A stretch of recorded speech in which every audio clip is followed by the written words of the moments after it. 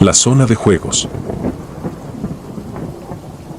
Me llamo Cristian, tengo 23 años y desde principios de 2023 trabajo en un McDonald's en las afueras de Monterrey, México. No es el empleo de mis sueños, pero me ayuda a costear mis estudios y a mantener un ritmo de vida decente.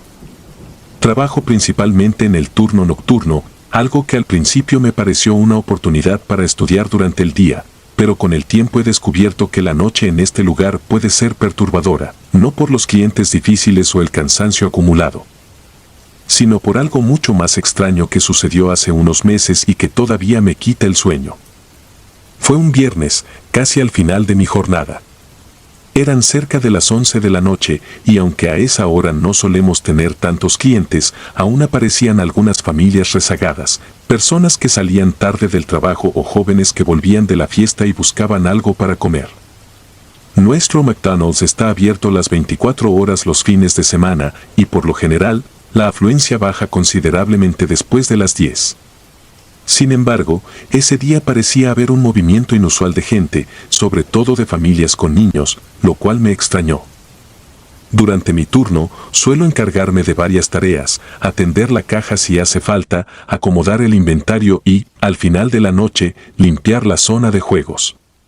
Ese viernes, el gerente me pidió que me adelantara con la limpieza del área infantil porque, según él, era mejor dejar todo listo para cuando ya no hubiera niños. La zona de juegos de este local es bastante grande, tiene toboganes que se enredan entre sí, túneles de plástico de colores y una piscina de pelotas justo en un rincón, cerca de un gran ventanal. No es raro que a lo largo de la tarde, decenas de niños se metan ahí y lo dejen todo hecho un desastre de papitas, manchas de refresco y envolturas. Aquella noche me sentía cansado. Solo quería terminar y marcharme a casa. Me dirigí al área de juegos con mis guantes y mi botella de desinfectante en mano. Normalmente, a esa hora, los niños ya se han marchado, pues entre semana deben acostarse temprano. Pero aquel viernes todavía había algunos pequeños correteando y gritando, llenos de energía, como si la noche no les afectara. Vi a una madre sentada cerca de la entrada, vigilando a sus dos hijos, un niño de unos 5 años y una niña de unos 7. El niño reía a carcajadas mientras se lanzaba de uno de los toboganes y la niña lo imitaba con un poco menos de entusiasmo, como si no quisiera quedarse atrás. Les eché un vistazo antes de ponerme a limpiar una esquina en la que habían volcado un vaso de refresco. Desde esa posición podía verlos de reojo, él parecía disfrutar de las pelotas de colores, mientras ella se alejaba un poco, como si estuviera pendiente de algo más. Su mirada se desviaba de un lado a otro, pero no encontré nada raro en ello al principio. Aún así, me pareció un poco extraño que no jugara con la misma soltura de su hermano. Después de un rato, su madre se levantó para ir al baño, dejándolos solos un momento. Yo seguí limpiando, y en un descuido, escuché a la niña murmurar algo que no logré entender. No sonaba como una inocente conversación infantil, era un susurro monótono y seco, como si hablara con alguien que no estaba ahí. El niño seguía dando brincos, ignorándola por completo. Me quedé quieto unos segundos, extrañado, intentando desentrañar lo que pasaba. Finalmente volví a lo mío, suponiendo que la niña simplemente jugaba a hablar con un personaje imaginario, algo muy común en esa edad. No pasó mucho tiempo hasta que entró otra familia, una mujer con un solo hijo, un chico de unos 7 años que inmediatamente se metió a los túneles. La madre se sentó en la mesa contigua a la de la primera señora, aunque esta última seguía en el baño, así que no se encontraron. Vi al niño nuevo correr tras el tobogán y la niña que había estado murmurando lo miró con cierto recelo, como si no quisiera compartir la zona de juegos con un desconocido. A medida que avanzó la noche, la atmósfera empezó a sentirse más densa. Quizás era mi cansancio o la forma en que la iluminación tenue resaltaba las sombras entre los laberintos de plástico. Había un silencio raro, roto únicamente por las risas de los niños y el murmullo lejano de la música ambiental del restaurante. Me acerqué a la piscina de pelotas para comenzar a removerlas y limpiarlas un poco. Ahí estaba el niño más pequeño, con la cara iluminada de diversión. A su lado, la niña parecía observar algo que yo no podía ver, desviando la mirada hacia un punto muerto de la zona. En ese instante, la primera madre regresó del baño y llamó a sus hijos. El más pequeño salió corriendo sin pensarlo, pero la niña se quedó un momento más. Yo me acerqué a ella para decirle que su mamá la estaba buscando.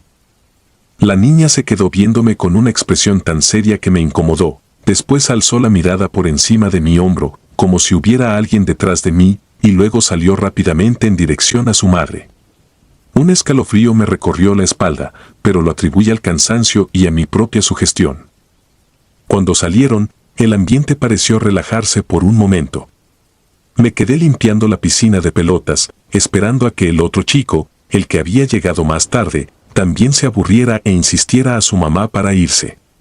De pronto, escuché un ruido inusual en la parte más alta de los túneles, algo parecido a un golpe suave o un arrastre. El niño que seguía dentro estaba concentrado en las pelotas, así que no podía haber sido él. Levanté la vista y no vi a nadie arriba. Un par de luces tintinearon, como si fuera un fallo eléctrico momentáneo. Procuré no prestarle demasiada atención y continué con lo mío. Sin embargo, cuando volví a oír ese sonido, me convencí de revisar. Subí con cuidado las escaleras de plástico que llevan al tobogán más alto. Asomé la cabeza y no vi nada raro, solo los recovecos coloridos y vacíos. Me dispuse a bajar, pero sentí una corriente de aire helado que no tenía explicación. Ese tipo de juego suele ser cálido y sofocante, sobre todo en verano. Regresé a la zona principal y, para mi sorpresa, la madre del niño que quedaba en el área de juegos me preguntó si podía llamarlo, pues quería irse. El niño estaba en la piscina de pelotas, entretenido, y no me costó nada acercarme para decírselo. Se fue sin protestar, y quedé solo en ese rincón. Mi plan era terminar de desinfectar todo, así que respiré hondo y comencé a recoger restos de comida y envolturas desperdigadas entre los pliegues de plástico. Cuando me quise dar cuenta, ya no quedaba ningún cliente en la zona infantil. Me disponía a pasar un trapo húmedo por los escalones cuando me pareció escuchar un leve sonido de risa, apagado, como si viniera de la parte más profunda de los túneles. Creí que tal vez algún niño se había quedado dormido o escondido por diversión. Aunque no tenía lógica, preferí verificar. Subí una vez más con cuidado, alumbrando con la linterna de mi celular. Cada pasillo estaba vacío, cada curva del tobogán parecía desierta y al final no encontré a nadie. Pero al bajar, percibí un movimiento en la piscina de pelotas. Me detuve en seco, sentí que el corazón se me aceleraba. Alumbré con el celular y creí ver la silueta de una niña sentada, inmóvil, con el cabello lacio cayendo sobre su rostro. Era un instante fugaz, pues al parpadear, la imagen desapareció. La sangre se me heló. Un escalofrío me recorrió la nuca y me quedé paralizado, cuestionándome si mi mente me estaba jugando una mala pasada o si realmente había alguien ahí. No quise quedarme con la duda, así que di un par de pasos hacia la piscina de pelotas. Aparté algunas para asegurarme de que no hubiera un niño extraviado. Nada. Todo parecía en orden. Me quedé en silencio un largo instante, intentando calmar mi respiración. Sentía que el lugar se había oscurecido todavía más, pese a que las luces seguían encendidas. El silencio me oprimía los oídos, y en la periferia de mi visión creí notar un par de sombras moverse entre los toboganes. Con prisa, fui al mostrador principal para avisar al encargado que pensaba que alguien seguía en la zona de juegos. Él se rió un poco, diciéndome que a esa hora ningún niño se quedaba, que seguramente estaba sugestionado. Le aseguré que había visto algo moverse. Me acompañó para cerciorarse, pero cuando llegamos, evidentemente no halló nada extraño. Para él solo estaba cumpliendo con mi labor de limpieza y exagerando por el cansancio. Se despidió y me dijo que terminara rápido si quería irme pronto. Seguía sintiéndome intranquilo, así que decidí dar una última revisada a cada rincón. Al asomarme por una de las ventanas internas del tobogán, vi algo que jamás olvidaré, un rostro pálido, con los ojos tan oscuros que parecían dos vacíos en la penumbra. No me miraba fijamente, sino que parecía más bien ausente, como si contemplara algo más allá de mí. Solté un grito ahogado y casi me caigo de las escaleras. Retrocedí en pánico, asegurándome de que no había ningún niño. Pero ese rostro no pertenecía a ningún infante que hubiera visto antes, y mucho menos a alguien del personal. El corazón me latía tan fuerte que podía oír mis palpitaciones. Sentí un terror que no creí posible en un lugar tan común. Salí corriendo de la zona de juegos, dejando mis útiles de limpieza tirados. Fui a la bodega a tranquilizarme, tratando de buscarle una explicación lógica a lo que acababa de ver. Pasaron varios minutos hasta que me atreví a regresar a apagar las luces. Cuando lo hice, procuré no mirar mucho hacia el laberinto de plástico para no alucinar más. Al día siguiente, me sentía más calmado. Quise creer que había sido el estrés o la sugestión acumulada por la escena de la niña hablando sola. Sin embargo, esa noche, la situación dio un giro aún más sombrío. Entró una pareja con una niña de unos 6 años que, según ellos, hablaba con alguien al que llamaba Salma cada vez que iban a sitios con zonas de juego. Los padres estaban angustiados porque la niña parecía obsesionada con esa supuesta amiga y no la dejaba ni un instante. Cuando la pequeña empezó a corretear por los túneles, noté que su comportamiento era parecido al de la niña del día anterior. Se quedaba quieta, murmuraba frases que no alcanzaba a entender, y a veces miraba a un lugar vacío como si alguien estuviera allí. Los padres me preguntaron si había visto algo raro, porque su hija llevaba semanas teniendo pesadillas y despertando en la madrugada, gritando que Salma la perseguía. Me sentí paralizado por el recuerdo de la silueta en la piscina de pelotas.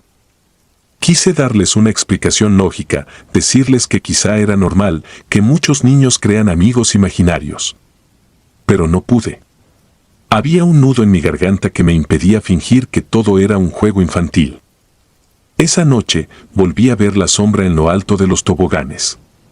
Fue apenas un segundo, pero me quedó claro que algo inhabitual se movía en ese lugar. No supe si llamarla niña, sombra, espectro o simplemente producto de mi imaginación, pero ahí estaba, acechando. Su presencia se sentía densa, cargada de una rabia silenciosa, como si odiara ver a los niños divirtiéndose. Desde entonces, cada vez que paso cerca de la zona de juegos durante mis turnos nocturnos, me invade un miedo irracional. Intento no pensar demasiado en ello, pero es difícil cuando la oscuridad se cierne y las risas infantiles retumban con un eco extraño. A veces, cuando todo está en silencio, me parece escuchar suaves susurros, respiraciones ligeras que no pertenecen a nadie del personal. Siempre que limpio las pelotas, me aseguro de hacerlo rápido, sin levantar demasiado la mirada. Lo peor es que en más de una ocasión, algunos compañeros han comentado cosas similares, que al doblar los uniformes en la bodega escuchan pasos ligeros en la zona de juegos, que han visto una figura pequeña deslizándose por los túneles cuando nadie debería estar ahí, o que sienten como si alguien los observara a través del ventanal junto a la piscina de pelotas.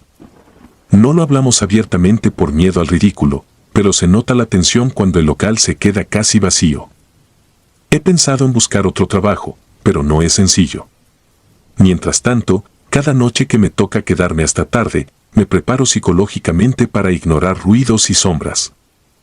Aún así, sé que algo se mueve en ese laberinto de plástico cuando nadie mira, algo que adopta la apariencia de una niña para interactuar con los más inocentes, algo que me hiela la sangre cada vez que lo recuerdo. Las palabras de aquella madre con la niña que susurraba nunca se borrarán de mi mente. Dijo, casi temblando, mi hija habla con alguien que no existe, pero jura que es real y que la sigue a todas partes. Me quedé callado porque conocía esa sensación, el terror de ver algo que los demás se niegan a aceptar. Y aunque intento convencerme de que son historias inventadas o alucinaciones mías, el recuerdo de ese rostro pálido y la manera en que la niña se quedaba mirando la nada no me dejan en paz. Me atormenta la pregunta de si algo malévolo habita en ese lugar tan cotidiano. Pienso en la inocencia de los niños que juegan ajenos al peligro y en cómo esa presencia oscura parece alimentarse de su risa y su vulnerabilidad. Cuando termino mi jornada y salgo al estacionamiento, a veces siento la necesidad de mirar hacia atrás, hacia la fachada iluminada del restaurante, temiendo ver una silueta espiándome desde las ventanas. Hasta el día de hoy, no he encontrado una explicación que me deje dormir tranquilo. He barajado la idea de que tal vez sea un espíritu atado a la zona de juegos, un ente que se muestra únicamente a los más receptivos. O quizás sea una energía negativa que se alimenta de las tensiones de la noche. No lo sé, y tal vez nunca lo sepa. Solo puedo decir que algo indescriptible ronda en ese McDonald's cuando la oscuridad cae. Y cada vez que me toca el turno nocturno, mi respiración se entrecorta al imaginar lo que podría estar acechando en la penumbra de esos túneles coloridos. A veces despierto con la sensación de que alguien susurra mi nombre.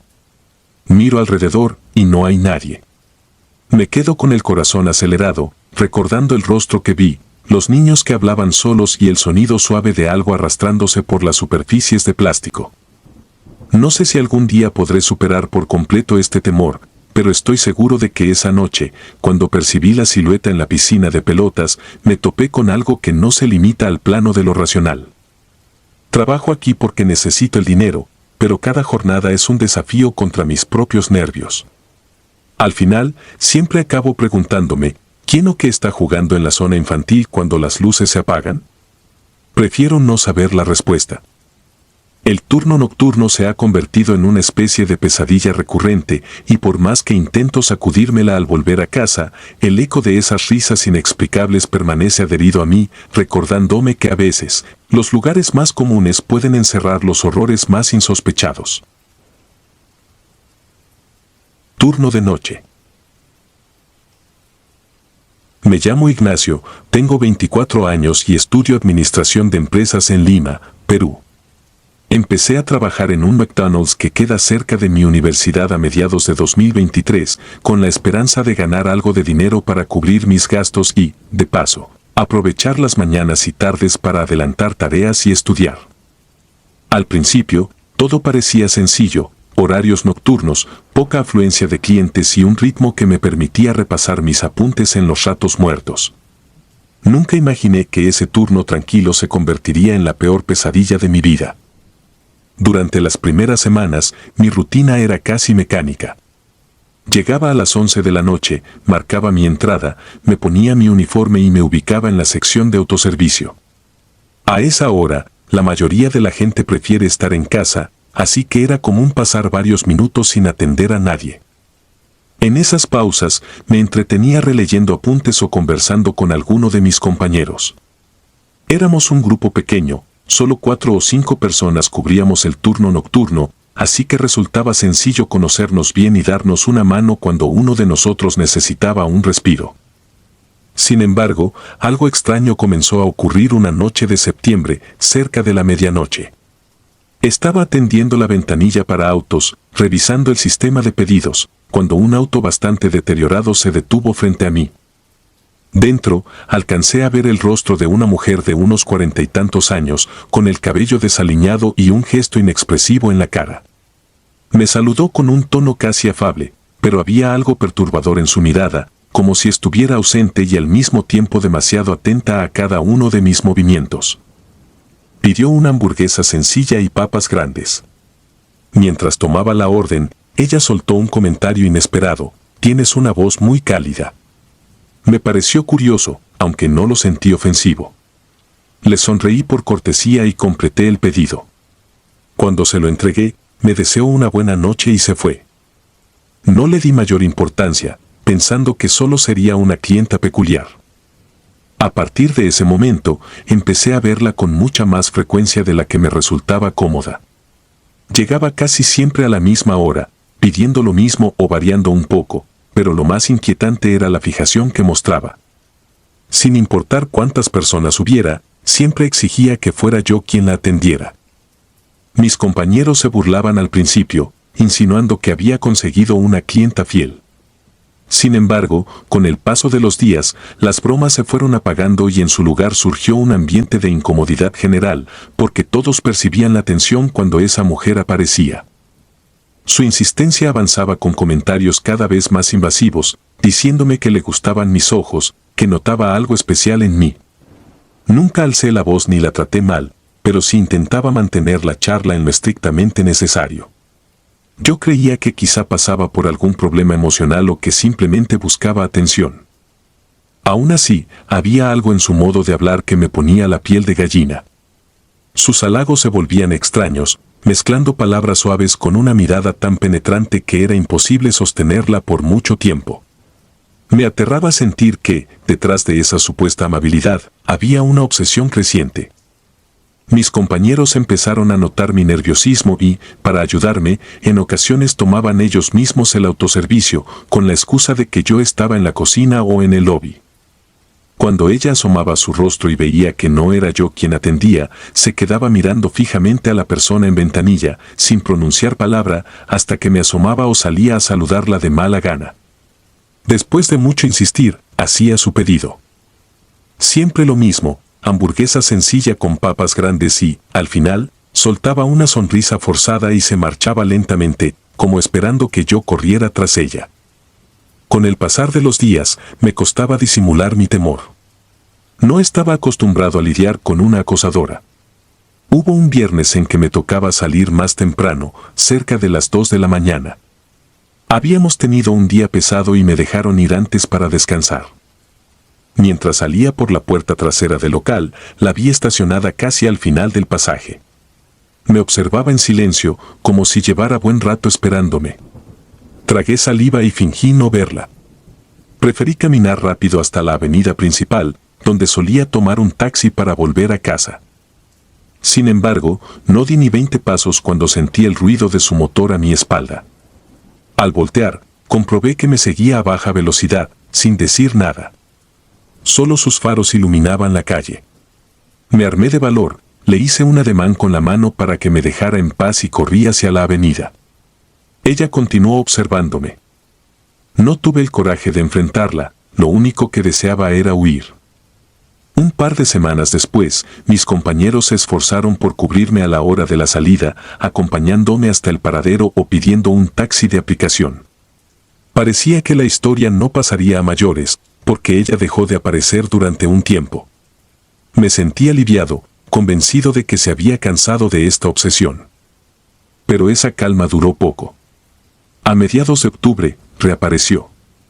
Esa noche llegó más tarde de lo usual, cerca de la 1 de la madrugada. Yo atendía de nuevo la ventanilla, confiado en que ella no vendría. Sin embargo, reconocí inmediatamente su coche desvencijado. Se estacionó y pude ver su silueta antes de que encendiera la luz del interior. Su rostro se veía desencajado, con ojeras marcadas y un temblor en los labios que la hacía lucir aún más siniestra. Apenas bajé la ventanilla, murmuró que necesitaba hablar conmigo. Me le quedé mirando, paralizado. No supe qué responder. Dijo algo como, no deberías trabajar solo a esta hora, es peligroso. Su voz se escuchaba ronca, casi lastimera. Sin pensarlo, cerré la ventanilla y avisé a uno de mis compañeros que me sentía mal. Él salió a atenderla. Pero ni siquiera quiso pedir nada. Simplemente se quedó ahí, fija, observando, hasta que le pidieron que se moviera o se estacionara en otro lado.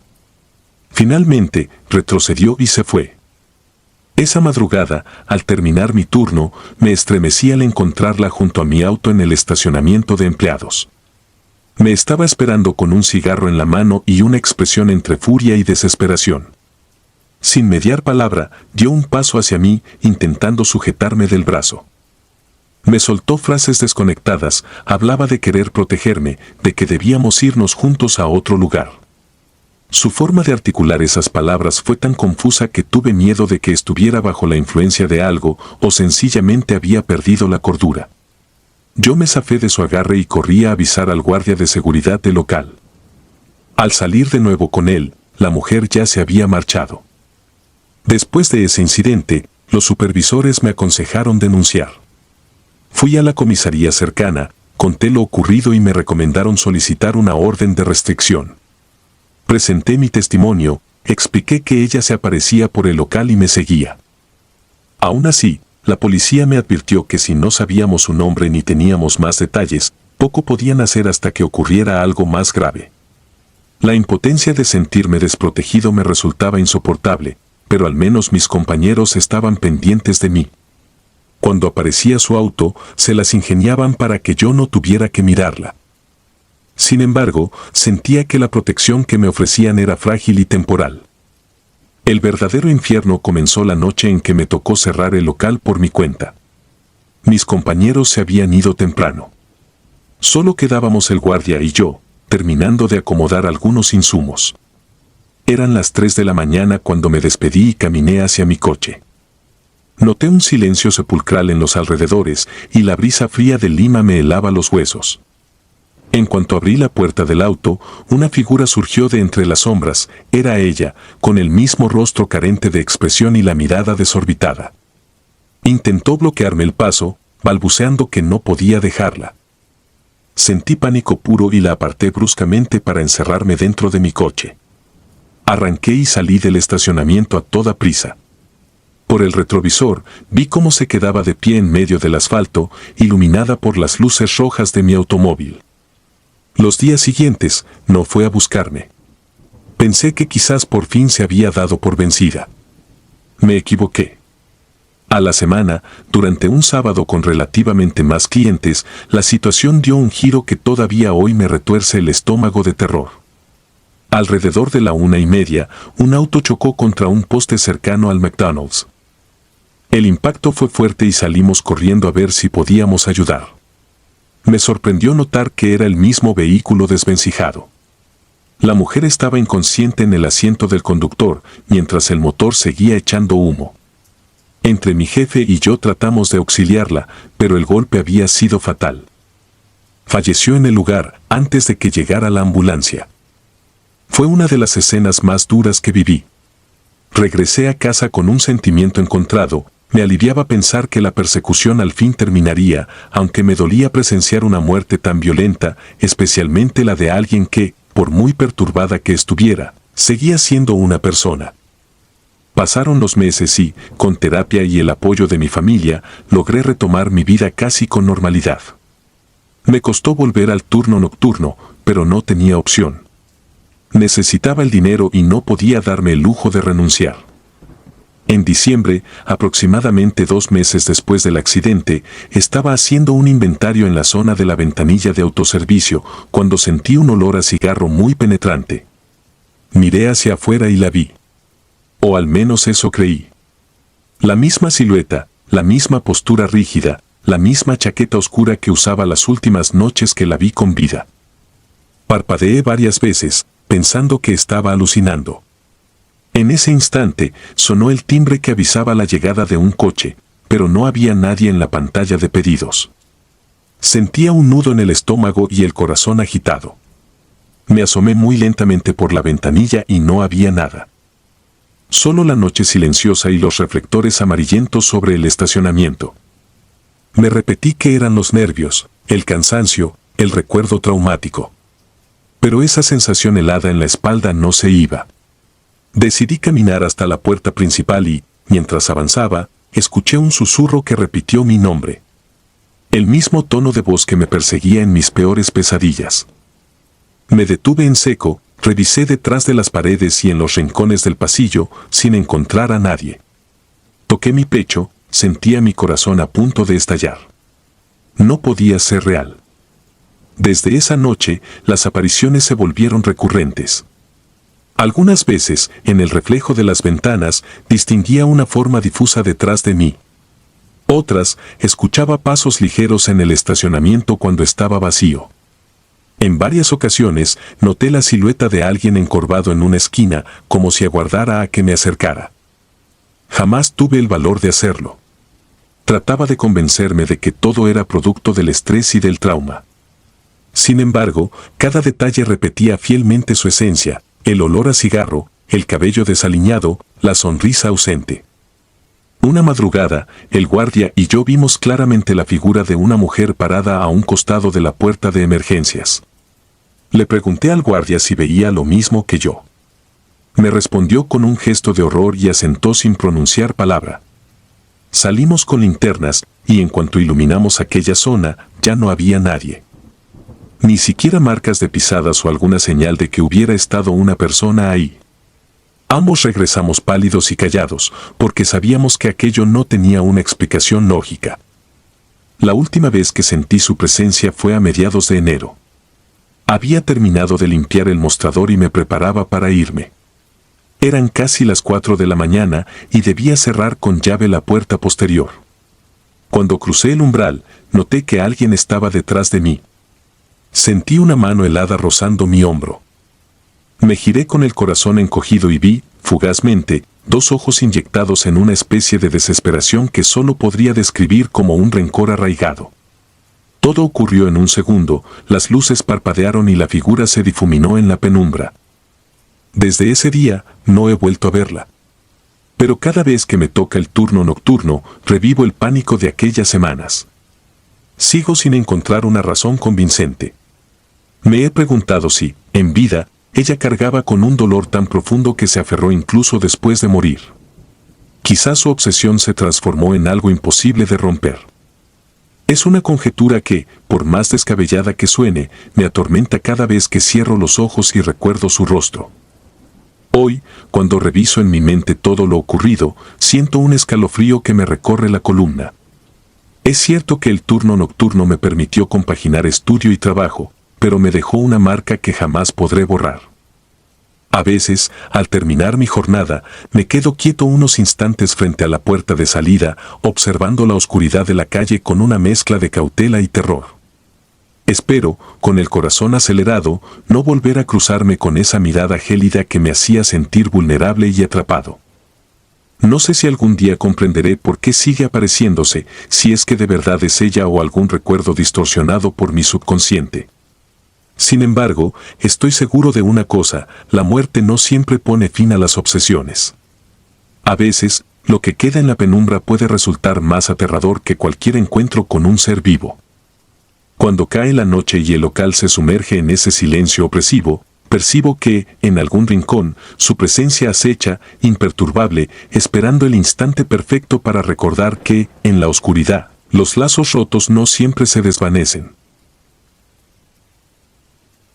El festín atroz. Jamás pensé que algo tan repugnante y macabro podría suceder en un lugar tan cotidiano como un McDonald's. Hasta ese momento, creía que las noches de trabajo transcurrían con tranquilidad, con apenas unas cuantas personas que se atrevían a salir a esas horas. Pero la madrugada de aquel suceso cambió mi percepción de la realidad para siempre. Tal vez las criaturas más aterradoras no provienen de la oscuridad sobrenatural, sino que caminan a nuestro lado, aparentando ser personas comunes y corrientes. Lo que viví una noche de otoño del año 2007 en un pueblito remoto de Idaho sigue rondando mi mente y, aunque han pasado años, todavía me produce escalofríos. Antes de entrar en detalles de aquella experiencia, contaré un poco sobre mí y cómo llegué a ese lugar. Mi nombre es Diego, soy de Ecuador y emigré a Estados Unidos en busca de oportunidades. Conseguir trabajo no fue fácil, pero un día apareció la oportunidad de laborar en un McDonald's abierto las 24 horas. El restaurante estaba situado a las afueras de un pueblo diminuto en Idaho, rodeado de carreteras solitarias. La población total ni siquiera alcanzaba los 3,000 habitantes, así que siempre fue un sitio tranquilo. Tenía un horario nocturno, de 10 de la noche a 6 de la mañana, el cual al principio me costó asimilar, pues no estaba acostumbrado a pasar tantas horas en vela. Sin embargo, luego de unas semanas, ese silencio que envolvía las madrugadas se me fue haciendo cada vez más soportable. Había algo relajante en la calma de la noche. Entre semana, prácticamente no llegaban clientes de 2 a 4 de la mañana. A veces, los camioneros pasaban a comprar un café rápido por la ventanilla del autoservicio y en otras ocasiones entraba algún viajero buscando un lugar para despejarse de la carretera.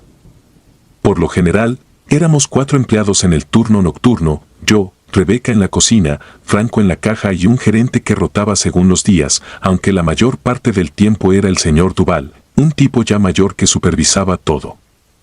En esas horas muertas, dedicábamos el tiempo a mantener limpio el local, surtir las estaciones y conversar. Parecía que nuestras voces se amortiguaban con la quietud de la noche. Incluso llegamos a bromear sobre sustos y ruidos extraños, porque a veces se escuchaban crujidos en los depósitos o en los techos. Jamás nos imaginamos que la realidad podía ser mucho más escalofriante que cualquier historia de fantasmas que pudiéramos inventar. Recuerdo con claridad la noche en la que ocurrió lo inimaginable. Eran cerca de las 2:30 de la madrugada y durante la última hora no habíamos recibido a nadie. Rebeca y yo estábamos revisando el congelador y charlando sobre temas triviales, mientras Franco se quedaba cerca de la caja, listo por si llegaba algún cliente. De pronto, se abrieron las puertas automáticas y entró un sujeto inmenso, más alto y corpulento de lo que yo jamás había visto en mi vida real. Vestía ropas oscuras que le quedaban apretadas y llevaba una gran mochila negra colgada de un hombro. Su rostro me pareció inexpresivo, como si cargara con un cansancio o una indiferencia profunda. El hombre, sin molestarse en acercarse del todo al mostrador, habló en un tono grave y algo ronco, pidiendo de forma inmediata varias hamburguesas con queso, 5 en total. Su pronunciación del inglés era tosca, arrastrando un acento que no logré identificar del todo. Franco le preguntó si deseaba algo más. El tipo negó lentamente con la cabeza, sacó un billete y pagó sin decir ni una palabra adicional. Después, avanzó hasta una mesa del fondo y colocó su mochila negra sobre la silla que tenía a un lado. No había nadie más en el local, así que solo se escuchaba el monótono zumbido de los refrigeradores y los aparatos de la cocina. Aquella presencia me resultó tan pesada que, por alguna razón, se me quedó grabada la forma en la que se acomodaba, como si no le importara absolutamente nada de lo que ocurría alrededor. Mientras Rebeca preparaba las hamburguesas, yo observaba al hombre de reojo. Había algo inquietante en sus movimientos lentos. Parecía abstraído, como si estuviera perdido en una idea demasiado siniestra. Cuando la orden estuvo lista, Franco se acercó para llevársela. De pronto, las puertas volvieron a abrirse y entró una familia de 3 miembros, un matrimonio de mediana edad y una hija adolescente. Aquello me hizo sentir un poco más acompañado, porque el ambiente había empezado a volverse extraño con ese coloso sentado en silencio. Les tomé el pedido a los recién llegados y, mientras lo procesaba, sentí que un olor raro, como de putrefacción, comenzaba a colarse en el aire. Al principio pensé que tal vez provenía de los basureros externos o que habría algo descompuesto en el almacén. Sin embargo, el hedor se intensificó en cuestión de segundos. El matrimonio y la hija fruncieron el ceño. La chica se llevó la mano a la nariz y preguntó si algo se había quemado en la cocina. Le respondí que no, que todo estaba en orden. Mi compañera Rebeca revisó los botes de basura, pero no encontró nada fuera de lugar. Fue entonces que, en un punto, escuchamos un «por Dios, ¿qué hace ese hombre?», de parte de la madre de la familia, en un grito entre asombro y repugnancia. Su esposo y su hija retrocedieron 1 o 2 pasos, pálidos, con el terror pintado en el rostro. Corrí hacia la mesa donde el hombre estaba sentado, y la escena que mis ojos contemplaron me golpeó como un puñetazo al estómago. El tipo había abierto su mochila, y de ella sacaba restos de lo que parecían ser extremidades humanas. Piel pálida, dedos con uñas rotas, un pedazo de lo que, con espanto, reconocí como un trozo de brazo. Se le alcanzaba a ver tejido y sangre semicoagulada goteando sobre la mesa. Aquello no parecía real. Mi mente se negó a aceptarlo en un primer instante, como si se tratara de un efecto especial de algún filme gore, pero la pestilencia confirmó lo peor. El hombre, sin inmutarse, sacó la carne de su hamburguesa y colocó, en su lugar, los horribles fragmentos de carne humana. Tenía la vista fija en su grotesco bocadillo, como si fuera la cosa más normal del mundo. Empezó a comer con ansias, masticando de una manera que sonaba repulsiva, un crujido indescriptible, mezcla de cartílagos y huesos al partirse. La familia que había entrado soltó un alarido de horror. El padre quiso acercarse, pero dio un paso atrás de inmediato, conteniendo la náusea que lo invadía. Rebeca se tapó la boca con ambas manos y soltó un grito ahogado. La sangre goteó hasta formar un charco sobre la bandeja. Yo estaba completamente paralizado, sin saber cómo reaccionar. Las piernas me temblaron y sentí un mareo cuando mi cerebro comprendió que aquel hombre caníbal estaba devorando carne humana frente a nosotros. Mi instinto me despertó de golpe y corrí a buscar el teléfono. Llamé al número de emergencias, con la voz temblorosa y los latidos a 1000. Apenas pude articular las palabras para explicar lo que estaba ocurriendo. Del otro lado de la línea, la operadora me pidió que me tranquilizara, que la policía llegaría en pocos minutos. Le di la dirección exacta y colgué, sintiendo el corazón a punto de salirse de mi pecho. Cuando volví la mirada hacia la mesa, el hombre continuaba en su ritual macabro. Su rostro se manchaba de sangre con cada bocado y parecía disfrutarlo. La familia, en un ataque de pánico, salió corriendo sin esperar su orden, gritando que avisarían a las autoridades de la carretera principal. Yo pensé en cerrar las puertas y encerrarlo, pero me daba pavor la idea de que se pusiera agresivo y nos atacara. En lugar de eso, decidí mantener distancia y rezar porque la policía no demorara. Rebeca se había refugiado detrás del mostrador, sollozando y mirando hacia otro lado. Franco se mantenía estático, con la mirada clavada en el caníbal, como intentando convencerse de que aquello no era real. Pasaron unos eternos 5 minutos hasta que llegaron 2 patrullas a toda velocidad. Las luces azules y rojas se colaron por las ventanas y, casi de inmediato, los agentes irrumpieron en el local. Al ver la escena, la mochila abierta, los restos humanos y la manera despreocupada con la que aquel hombre engullía su comida, desenfundaron sus armas, apuntándole con firmeza. Él levantó la vista por primera vez desde que empezó su espantosa comida, mostrando un rostro inexpresivo, con manchas rojas que le resbalaban por la barbilla. Uno de los policías dio un paso adelante y le ordenó que se tirara al suelo. El sujeto, con una serenidad que rayaba en lo inhumano, obedeció sin resistencia, casi como si estuviera ausente de toda emoción. Los oficiales nos gritaron que saliéramos del restaurante. No lo pensamos 2 veces. Estábamos tan en shock que apenas pudimos reaccionar, tropezando con las sillas en nuestro afán por poner distancia. Una ambulancia llegó después, seguida de más patrullas, y la zona fue acordonada con cintas de precaución. Varias cuadrillas de policías se movían de un lado a otro, interrogándonos y tomando fotos como si aquel lugar hubiese sido un escenario de película gore. Nos pidieron nuestras declaraciones. Tuvimos que contar cada detalle, cómo el tipo llegó, cómo se sentó, cómo abrió la mochila y lo que sacó de ella. Evocar cada imagen era una tortura, sentía náuseas y un temblor incontenible. Tras esas horas de caos, nos marchamos a casa, aconsejados por las autoridades de que descansáramos y nos presentáramos al día siguiente para ampliar nuestras declaraciones. Aún así, el sueño fue imposible. Cuando cerraba los ojos, veía de nuevo al hombre mordiendo aquellos restos con la tranquilidad más escalofriante del mundo. Mi mente se resistía a creer que hubiera gente capaz de llegar a tan atroz acto. Pero ahí estaba la evidencia, impresa en mis retinas, convertida en pesadilla permanente. A la mañana siguiente, las noticias locales comenzaron a difundir la historia con poca información. Decían que un individuo había sido arrestado en un McDonald's por comportamiento extremadamente violento y perturbador, pero no daban muchos detalles.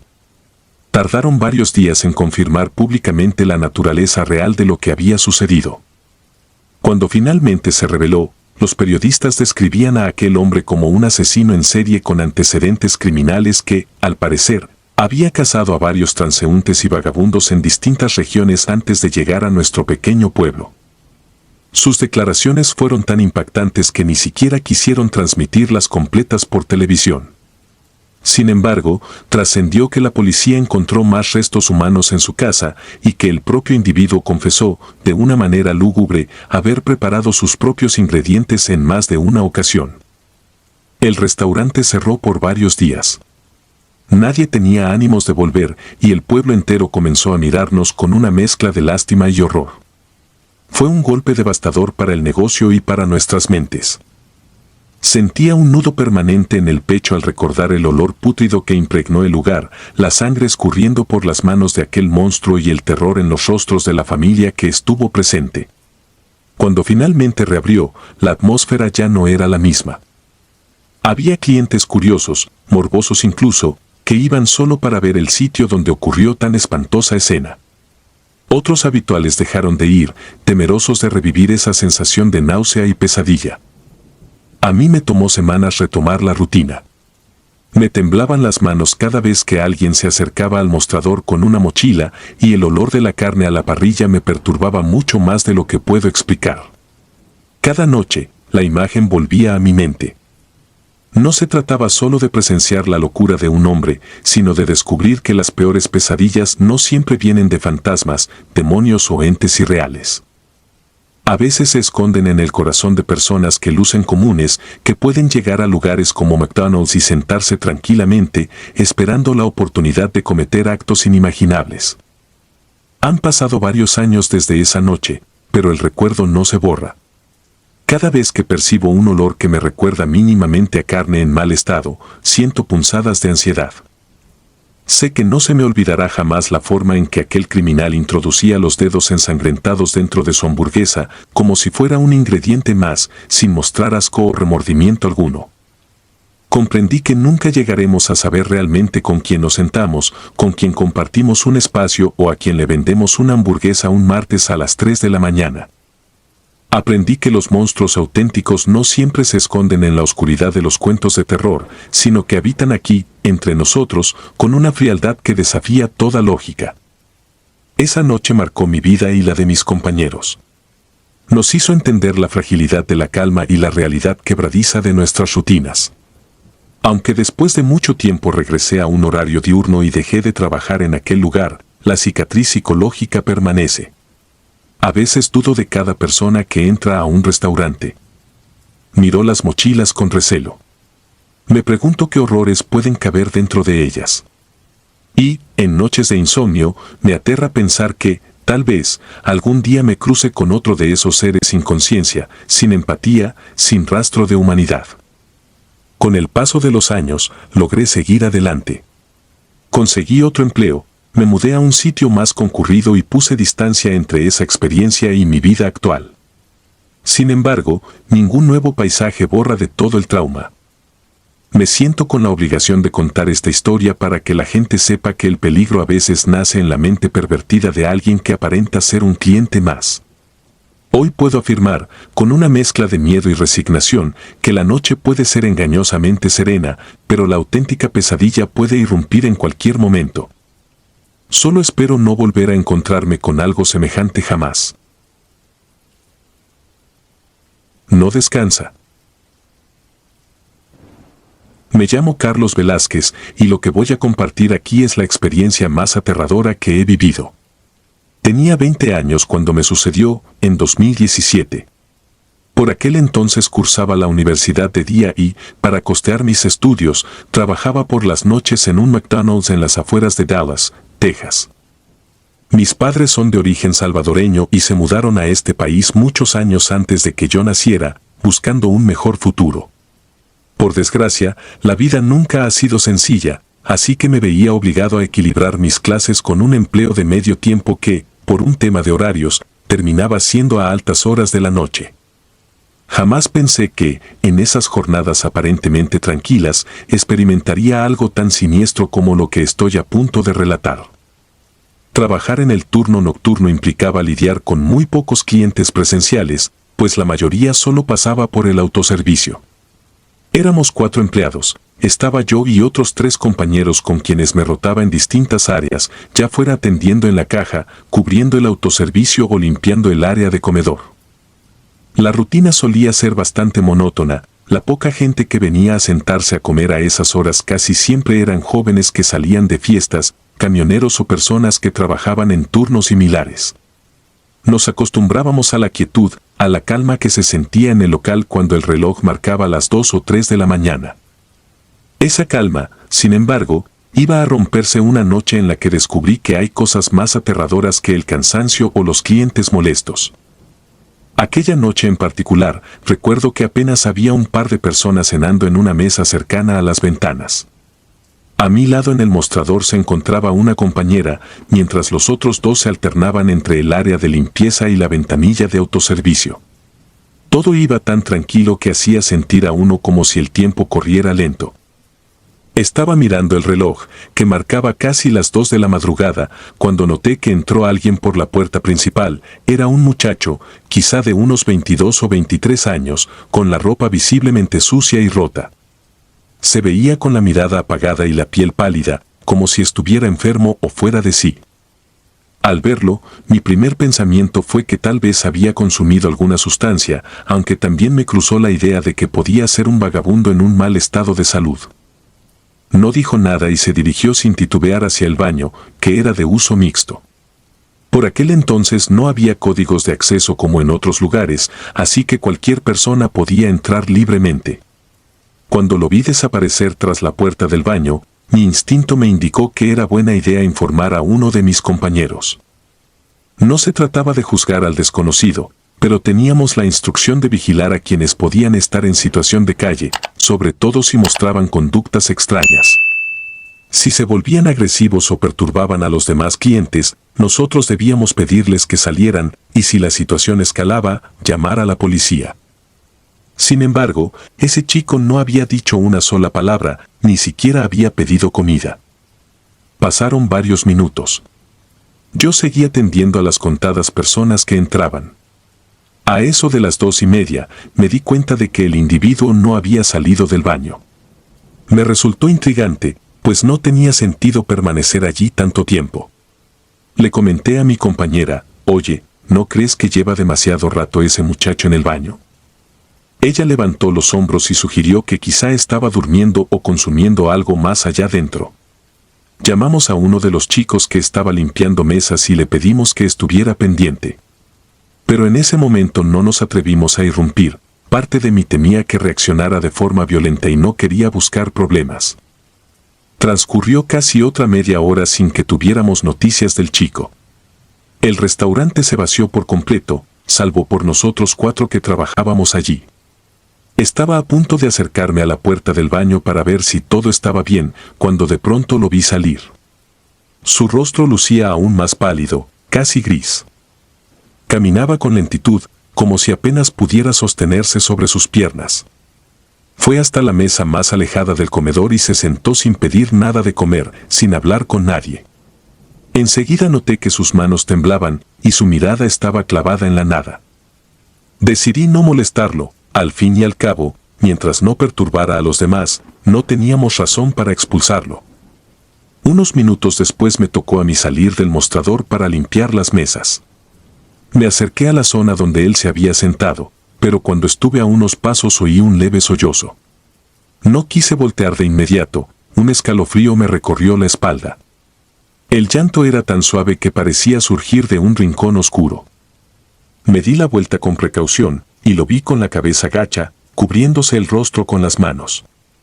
Parecía estar llorando en silencio, como si el dolor que sentía fuera demasiado personal y no quisiera compartirlo con nadie.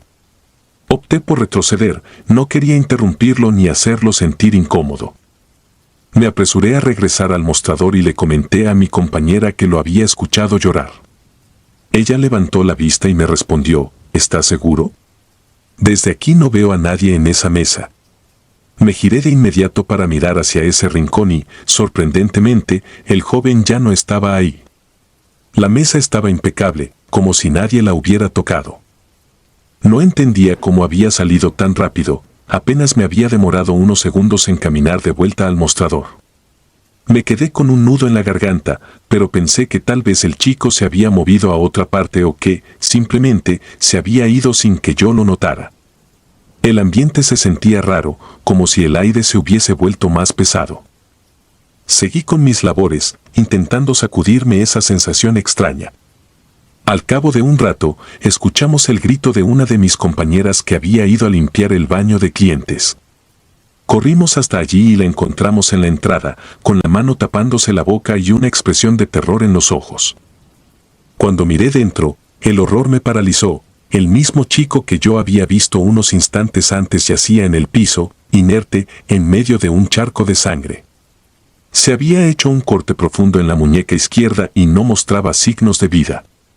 Esa imagen me estremeció de tal forma que sentí que las piernas me flaqueaban. No pude pronunciar palabra. Solo recuerdo ver a mis compañeros hablando atropelladamente entre ellos, mientras uno tomaba el teléfono para llamar al 911. La policía y los paramédicos llegaron en cuestión de minutos. Revisaron la escena y nos interrogaron a todos. Yo conté lo que había visto, como el joven había salido del baño para sentarse a llorar en la mesa del fondo. Pero cuando revisaron las cámaras de seguridad, la historia que contaban era radicalmente distinta. En el video, el chico entra al baño y jamás sale de allí. Se ve mi silueta merodeando por las mesas, pero estoy completamente solo. Cuando supuestamente me acerco a la mesa donde lo vi llorar, la grabación solo muestra una mesa vacía. No hay rastro de él en ninguna toma, salvo el momento en que ingresa al baño. Según los paramédicos, el corte en la muñeca le había quitado la vida por lo menos una hora antes de que lo encontráramos. De acuerdo con su dictamen, había muerto allá dentro, sin llegar a pisar esa mesa en la que juré haberlo visto. La confusión y el miedo se mezclaron en mi cabeza. ¿Cómo pude ver y oír a alguien que, para ese momento, ya había fallecido? Fue como una prueba irrefutable de que algo más allá de toda lógica se manifestaba en ese lugar. La policía cerró el baño y tomó fotografías de la escena. Mis jefes me dieron la noche libre y pidieron a otro compañero que terminara mi turno.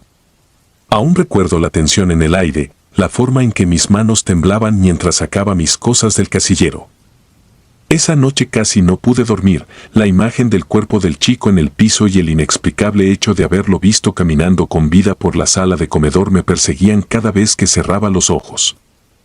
Unos días después me comunicaron que me transferirían a otro local.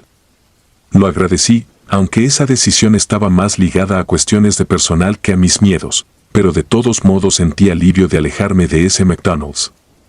Sin embargo, el asunto no terminó ahí, pues mantuve contacto con mis excompañeros. Me enteré de que, tras esa tragedia, comenzaron a ocurrir eventos extraños en el restaurante. Varios mencionaron que, a altas horas de la madrugada, se movían sillas o se oían susurros repentinos. Uno de ellos juró que una noche, mientras estaba frente al mostrador, escuchó claramente como alguien arrastraba una silla en la zona de comedor. Al ir a revisar, no había nadie allí, las mesas estaban vacías y todo lucía en orden. En otra ocasión, otra compañera afirmó que entró al baño de empleados y escuchó que alguien llamaba con insistencia a la puerta. Ella gritó: "Ya casi salgo", pero los golpes siguieron. Pensó que se trataba de una broma pesada de uno de nosotros. Al salir, se dio cuenta de que sus compañeros estaban ocupados en el mostrador y no había ningún cliente en el local. Esa sensación de ser observado, de oír golpes o susurros en un sitio que se veía desierto, se volvió cada vez más frecuente. Otra noche, una familia que vino a comer comentó a uno de mis compañeros que había un joven llorando en una mesa del fondo. El hijo pequeño de la pareja se había asustado al verlo tan desolado, y la madre pidió ayuda pensando que quizá necesitaba atención médica. Mi amigo fue a revisar y se encontró con la misma nada de siempre. La mesa estaba vacía, ni un vaso, ni una servilleta arrugada, ni una persona. La familia no podía creerlo, aseguraban que lo habían visto solo unos instantes antes. Fue entonces cuando comprendieron que había algo que iba más allá de toda explicación racional. El suceso más impactante que me relató un viejo compañero ocurrió casi al amanecer. Terminaban el turno a las 5 de la mañana y él se preparaba para limpiar el baño de clientes. Abrió la puerta con cierto temor, porque decía haber escuchado suaves gemidos de llanto al otro lado. Al hacerlo, descubrió que no había nadie. Las luces, el espacio, todo estaba en orden, salvo por ese eco que parecía haberse desvanecido en cuanto la puerta se abrió. Esa noche, el muchacho prefirió no hablar ni indagar más al respecto. Cerró el local con su corazón latiendo a toda prisa y sin despegar la mirada de la puerta, casi como si esperara ver salir a alguien que no debería estar ahí. Desde entonces, he meditado muchas veces sobre la posibilidad de que el espíritu de aquel pobre chico se encuentre atrapado en ese lugar. Tal vez optó por terminar con su vida en un espacio público, con la esperanza de que alguien le brindara ayuda, aunque fuera demasiado tarde. Nunca me ha producido temor la idea de haber sido testigo de lo que pudiera ser su fantasma. Lo que siento es mucha lástima, porque nunca conoceré su historia completa ni las razones que lo llevaron a tomar una decisión tan desesperada. Solo sé que, de alguna manera, pude ver algo que desafiaba toda lógica, su presencia errante, llorando en ese comedor vacío a pesar de que ya no pertenecía a este mundo. A veces me pregunto si quedó vinculado a las horas oscuras de ese McDonald's, como un recuerdo trágico que se niega a soltar las paredes y las mesas donde una vez se sentó. Mis compañeros, cada uno con sus propias vivencias y relatos, siguen convencidos de que en las noches, cuando la actividad es escasa y las luces fluorescentes parpadean silenciosamente, algo vaga por allí. No es maldad lo que se percibe, sino pena y arrepentimiento. Un dolor que no encontró salida en vida y se convirtió en sombras al otro lado del espejo de la realidad. Ese llanto, esos pasos que no se ven pero se escuchan, parecen ser el testamento final de un alma rota. Hoy, cada vez que paso por un McDonald's de madrugada, me invade un escalofrío. Recuerdo la noche en que vi algo que las cámaras juraron que no existió. Pienso en ese joven que, tal vez, sigue buscando la paz que no logró hallar antes de que su corazón dejara de latir. Hasta hoy siento un nudo en la garganta cuando lo evoco y a veces cierro los ojos esperando no ver, en la penumbra de mis recuerdos, su silueta pálida sentada en una mesa distante. Ese es el gran misterio que marcó mi vida, dejándome con una certeza: el dolor no muere con el cuerpo, y hay sitios que, de tanto presenciar tragedias, acaban convirtiéndose en espejos oscuros de un sufrimiento que se niega a desaparecer.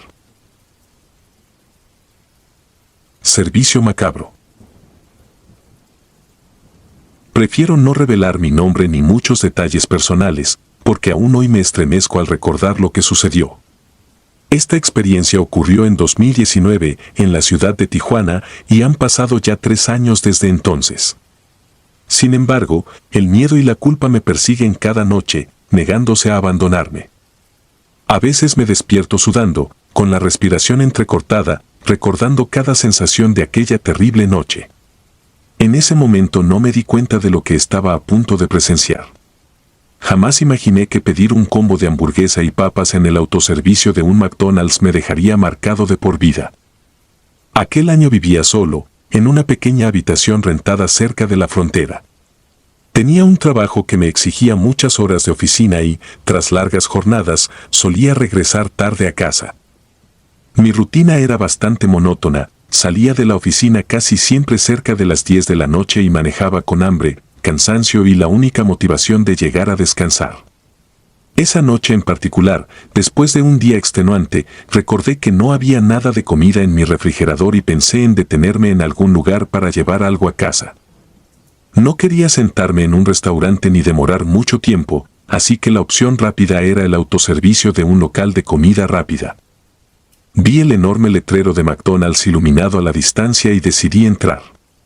Eran poco más de las 10:30 de la noche y suponía que cerraban a las 11. Al acercarme por la entrada, noté que el estacionamiento estaba vacío, sin un solo vehículo aparte del mío. Era inusual ver ese lugar tan solitario a esa hora, porque normalmente siempre hay algún cliente rezagado o varios conductores formados en la fila del autoservicio. Pero aquella noche, todo parecía sumido en un silencio extraño y abrumador. Conduje hasta la bocina para hacer mi pedido y esperé a que alguien me atendiera. No escuché ningún ruido ni la habitual voz que dice bienvenido, ¿en qué puedo ayudarle? Pensé que, tal vez, no había personal disponible en el autoservicio. Esperé 1 minuto, luego 2, hasta que estuve a punto de avanzar para bajarme y ordenar en la ventanilla principal. Justo cuando iba a apretar el acelerador, la bocina emitió un leve crujido y, acto seguido, la voz de un joven me pidió disculpas por la demora. Sonaba agitada, frágil, casi temblorosa. Me preguntó qué deseaba ordenar. Le di mi pedido y el muchacho me dijo que pasara por la primera ventanilla a recoger la comida y realizar el pago, pues según él, ya tenían todo listo para entregarlo. Al escuchar que la comida estaría en la misma ventanilla donde debía pagar, me extrañó un poco, porque normalmente en una se paga y en la siguiente se recoge el pedido, pero no cuestioné nada. Para mí, era solo un trámite rápido. Prefería llegar a casa lo antes posible. Cuando avancé a esa primera ventanilla, me encontré con el joven que me había atendido por la bocina. No tendría más de 18 o 19 años. Se notaba su inexperiencia por la forma en que vestía el uniforme, apenas le quedaba bien. Tenía la mirada perdida, como si no pudiera enfocar los ojos en mi rostro. Parecía escucharme, pero al mismo tiempo estaba ausente. Puse el freno de mano, me asomé por la ventana del auto y lo saludé con un buenas noches, esperando al menos un gesto cordial de su parte. Él no articuló palabra. Apenas un leve movimiento de la cabeza que interpreté como un saludo forzado, mientras extendía sus manos con mi comida. Observé que temblaba y por un instante creí que tenía frío. Sin embargo, hacía calor, el viento era casi inexistente y me pareció muy raro ese temblor en alguien tan joven. Noté, además, que no había nadie detrás de él. Ni el murmullo típico de la cocina, ni la luz habitual de los hornos en funcionamiento. Todo estaba en penumbras. Solamente se veía la parte de la caja y un reflejo tenue de las máquinas apagadas. Le pregunté si estaba bien, pues su rostro se veía tenso, y ni siquiera me volteó a mirar cuando pronuncié esas palabras. Se limitó a decir que no me preocupara, que enseguida me daría el cambio. Sus manos seguían temblando al abrir la caja registradora. Empecé a sentir una opresión en el pecho. Había algo muy extraño en el ambiente, como si una energía pesada flotara en el aire. Un silencio antinatural me rodeaba y el empleado lucía demasiado asustado. Intenté asomarme un poco más a través de la ventanilla para ver si había alguien en la cocina, pero me fue imposible ver más allá. El joven me tendió el cambio con dedos temblorosos y, en ese momento, noté unas manchas oscuras en su muñeca, como si hubiera rozado algo sucio o incluso como si tuviera rastros de sangre. Mi corazón dio un vuelco. Quise preguntar qué sucedía, si se sentía amenazado o si necesitaba ayuda, pero al buscar su mirada, él simplemente alzó la vista un segundo y la volvió a bajar, como si no se atreviera a sostenerme la mirada por miedo a ser reprendido. Le di las gracias y puse la bolsa de comida sobre el asiento. Mientras me preparaba para avanzar, mi mente se debatía entre marcharme o insistir con más preguntas. Ese presentimiento siniestro me decía que no todo estaba bien allí. Sin embargo, la prudencia me aconsejaba que no me metiera en problemas. Pensé en bajarme, pero no vi ningún auto estacionado ni movimiento alguno que indicara la presencia de otros empleados. Al final decidí avanzar hasta el final del autoservicio y salir a la carretera. En el trayecto, repasaba una y otra vez la escena tan silenciosa y la actitud del chico. Le encontraba algo grotesco y desesperado, una especie de angustia que me taladraba el pecho. La ciudad seguía sumida en la oscuridad de la noche y, por un momento, valoré la idea de llamar a la policía. Sin embargo, no tenía pruebas reales de un delito. Tal vez era un robo o algo similar, pero ¿y si simplemente estaban a punto de cerrar y el chico tenía un mal día? Me di mil excusas para no entrometerme y no exagerar. Llegué a mi cuarto y, aunque tenía ganas de quitarme la ropa de trabajo y relajarme, me puse a cenar de inmediato. Me sentía culpable, con esa incomodidad que no me dejaba en paz. La imagen de las manos temblorosas del joven y aquellas manchas no se me iba de la cabeza. Finalmente, me dormí cerca de la medianoche, todavía inquieto, pero con la esperanza de que solo hubiera sido mi imaginación. A la mañana siguiente, encendí el televisor mientras preparaba mi desayuno. No suelo prestar demasiada atención a las noticias, pero, de pronto, escuché algo que me dejó helado. Hablaban de un asalto nocturno a un McDonald's en la zona donde yo había pasado. El reporte indicaba que los empleados habían sido encerrados en el almacén y que los delincuentes habían exigido el dinero de la caja fuerte. Mencionaron que, por razones desconocidas, habían asesinado a uno de los trabajadores antes de huir. Cuando confirmaron que el empleado fallecido era un hombre muy joven, sentí un vacío en el estómago y me quedé en un estado de estupor total. El locutor narró que los empleados habían permanecido secuestrados por lo menos una hora antes de que los ladrones tomaran la decisión de disparar contra uno de ellos. Al parecer, los ladrones habían amenazado a todo el personal y forzado al joven a seguir atendiendo a los clientes que llegaran, para no despertar sospechas.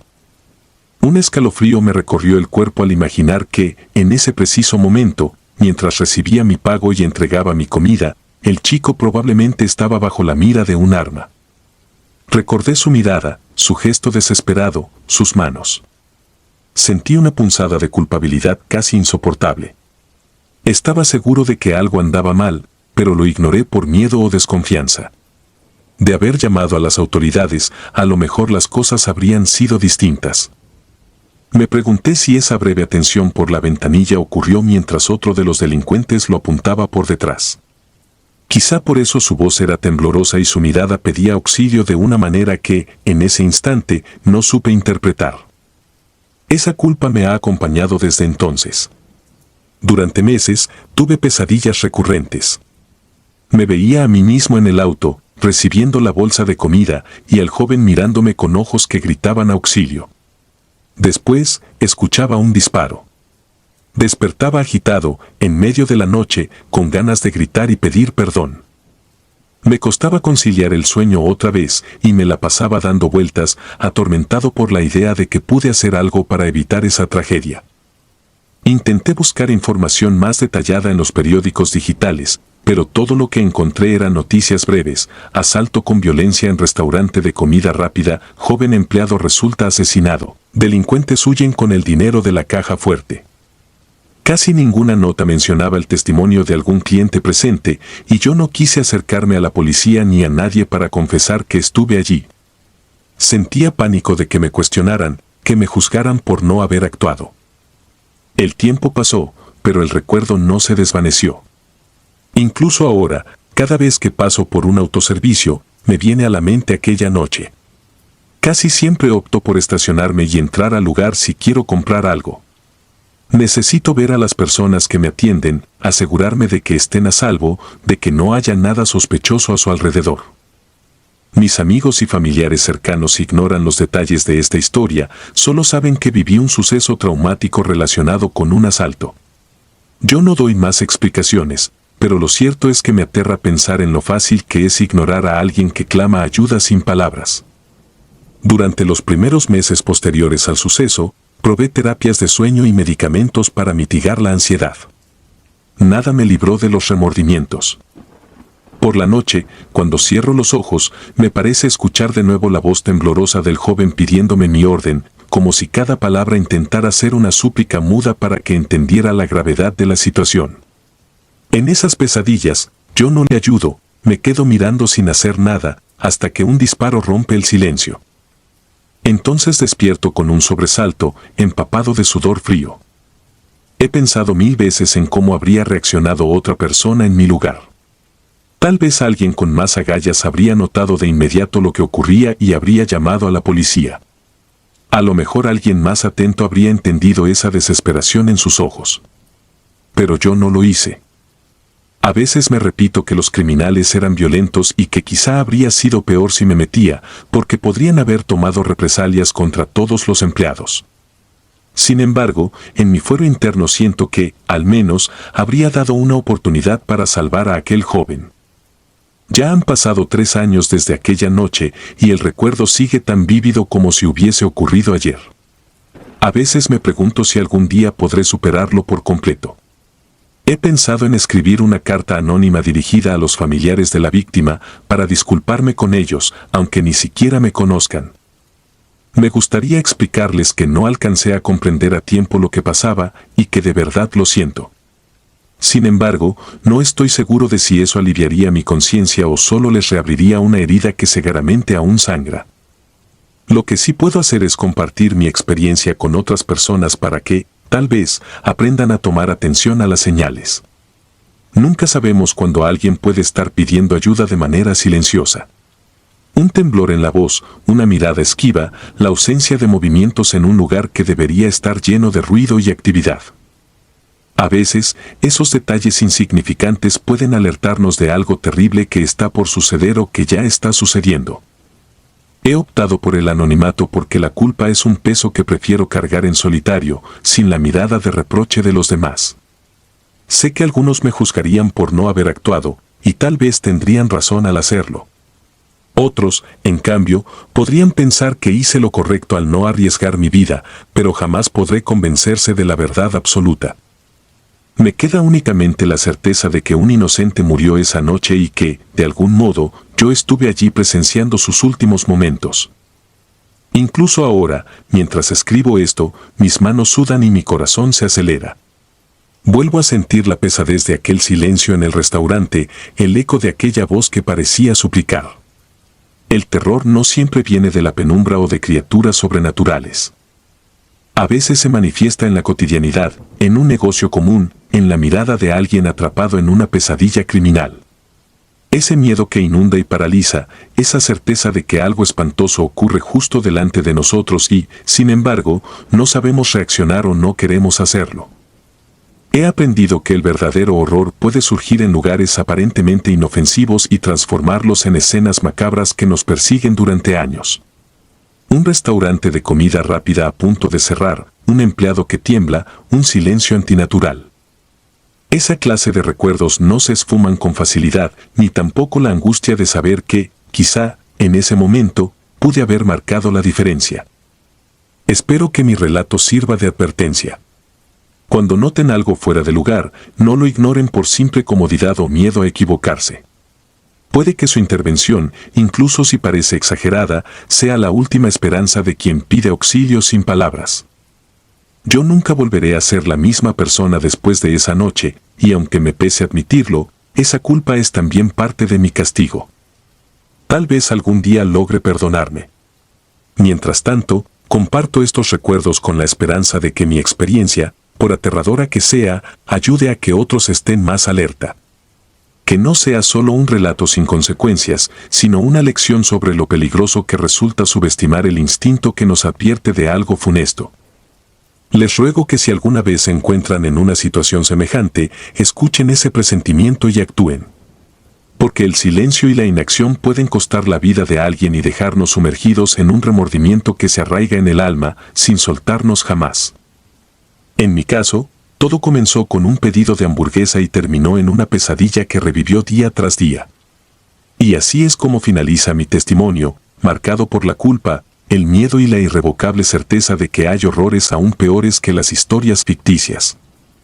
Son los que suceden ante nuestros ojos, cuando la realidad se torna oscura y la muerte nos roza de la forma más impensada, dejándonos con la amarga conciencia de que nuestro silencio pudo ser fatal.